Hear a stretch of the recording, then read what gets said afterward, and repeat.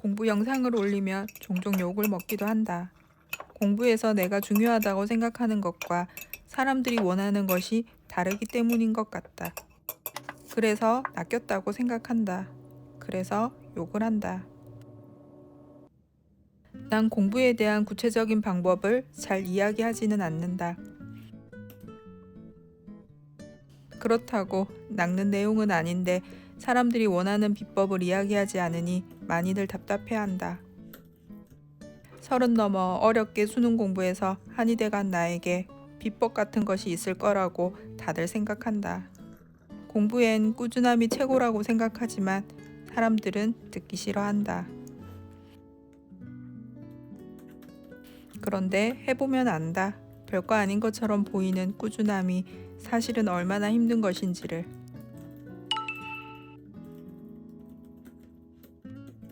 자기 합리화로 자꾸 예외를 두기 시작하면 그나마 쌓아놓은 내공마저 허물기 시작한다. 유튜브에서는 몇 개월 만에 금방 1등급을 맞을 것만 같은 공부법 썸네일이 넘쳐난다. 비법은 그곳에서 찾으면 된다. 공부 방식도 출제 경향도 바뀌고 있지만 그래도 공부 마인드는 변하지 않는다고 생각한다. 그래서 이렇게 영상을 올린다. 그런데 이딴 내용 필요 없으니 시간 관리 방법이나 과목별 공부 방법을 알려달란다. 나는 시간 관리 방법을 제대로 알고 공부하지는 않았다. 그래서 찾아봤다. 찾아보니 내가 공부한 방법과 어느 정도 겹치는 부분이 있었다. 나는 나도 모르게 시간 관리를 잘 하면서 공부하고 있었다.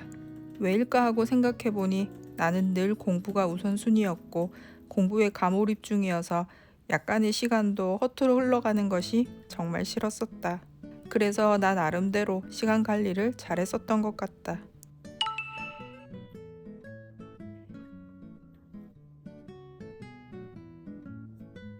고딩이었을 때 나는 계획표도 잘 만들지도 않았고 만들어 놔도 실행한 적이 거의 없다. 그냥 내 편한 대로 퍼져 있다가 닥치면 벼락치기 하기 바빴다. 30 넘어 다시 수능을 준비할 때는 많이 달랐다. 공부에 대한 목표가 뚜렷했고 그만큼 절실했다. 솔직히 그때는 이거 아니면 안 될 것 같았다. 그런데 너무 쓸데없는 가몰입은 경계해야 한다. 공부 계획표는 상당히 구체적으로 작성한 편이었다. 구체적으로 작성한 것은 어디서 조언으로 들었던 것 같다. 계획표는 몇 개월 단위로 기본, 기출, 응용, 마무리 단계로 크게 나누었고 일주일마다 계획표를 구체적으로 작성했었다. 영역별로 공부할 페이지 넘버와 시간을 꼼꼼하게 정리해 두었다. 계획표 일정은 누가 이랬다더라 하는 일정이 아닌 내 스타일에 맞춘 계획표였다.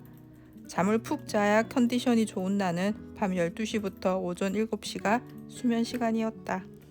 독서실 가기 전에 집에서는 영어 듣기랑 인강을 들었었다. 독서실 가서는 수능 일정대로 언수회 가탐 순서대로 공부해 나갔다. 독서실을 나오기 전에 오늘의 실천 정도와 내일 할 공부 계획을 확인했었다. 구체적인 계획표 내용을 굳이 외우지는 않았지만 공부 일정이나 흐름이 늘 머릿속에 들어있었다. 내가 어디쯤 와 있고 다음 단계는 무엇인지를 밥 먹으면서도 산책을 하면서도 늘 생각하고 반성했었다. 머릿속에는 그냥 공부밖에 없었다. 다른 건 다 귀찮았다. 30 넘어 최상위권 어린 친구들과 경쟁하려면 그래야만 했다. 물론 쉬는 시간도 있었다. 매일 1시간 정도 걷기 운동을 했고 일요일 1~2시간 정도 영화나 미드를 보기도 했다. 이런 시간도 내 계획표 안에 있었다. 놀다 보면 한없이 놀게 돼서 공부로 돌아가지 않고 내일 하지 뭐로 결론 짓게 된다. 그럼 또 망한다. 쉬는 것도 딱 정해진 시간 동안만 하도록 지켜나갔다. 모의고사 치고 온 날에도 채점만 하고 끝내지 않았다. 독서실에서 모의고사 풀이를 혼자서 했다.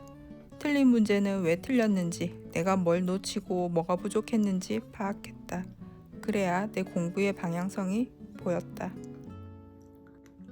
난 이 동시에 늘 작은 수첩을 가지고 다녔다.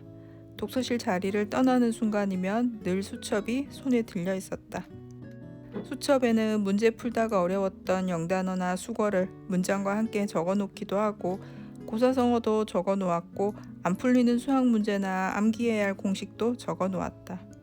공부에 집착하다 보면 중간중간 버려지는 짧은 시간마저도 너무나 소중해진다. 집에서 독서실까지 10분도 안 되는 거리에도 가외 알바하러 가는 버스 안에서도 난 늘 이 수첩을 들고 외워댔다. 누가 시킨 것도 아니고 알려준 것도 아닌데 그런 시간들이 너무 아까워서 어떻게든 공부할 수 있는 시간으로 만들어냈다.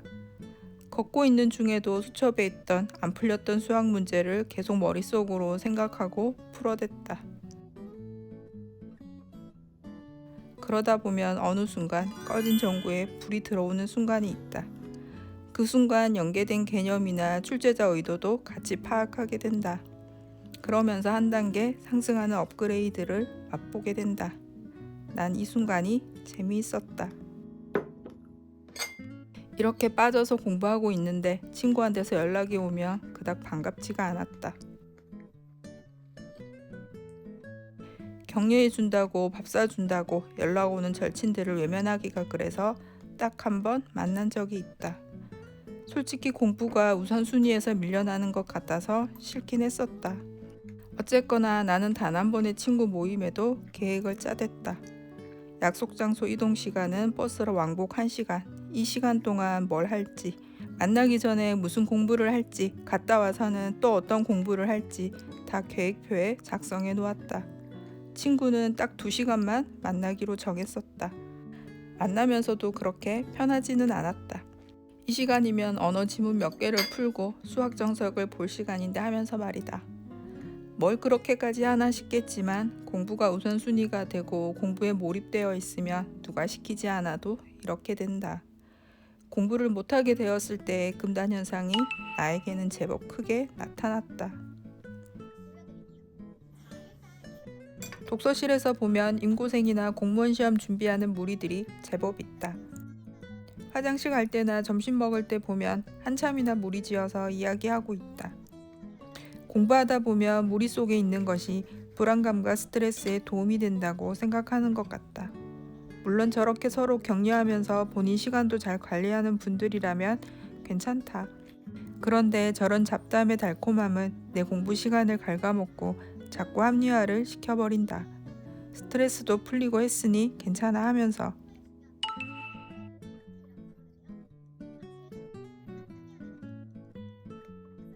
난 외롭게 혼공 중이었지만 그런 무리를 보면서 부러워한 적은 별로 없었다.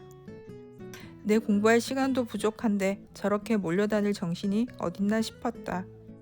어느 인강쌤이 좋은지 점수 올리는 비법이나 교재, 이번 시험의 난이도와 커트라인에 대해 열띠게 이야기하고 있지만 정작 독서실 자리에는 안 들어온다. 난 다인실을 1인실처럼 사용했었다. 물론 공부를 제대로 안 해봤지만 이제는 제대로 하고 싶어서 찾아보는 분들도 있을 거다. 방법적인 것을 알면 도움이 된다. 그런데 비법만 찾아다니다가 정작 중요한 걸 놓치고 있는 것 같아 보이기도 한다.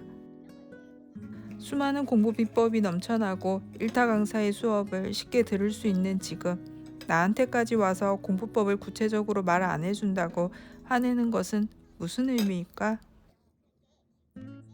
비법에만 관심이 있고 진짜 공부에는 소홀해지면 의미가 없어진다.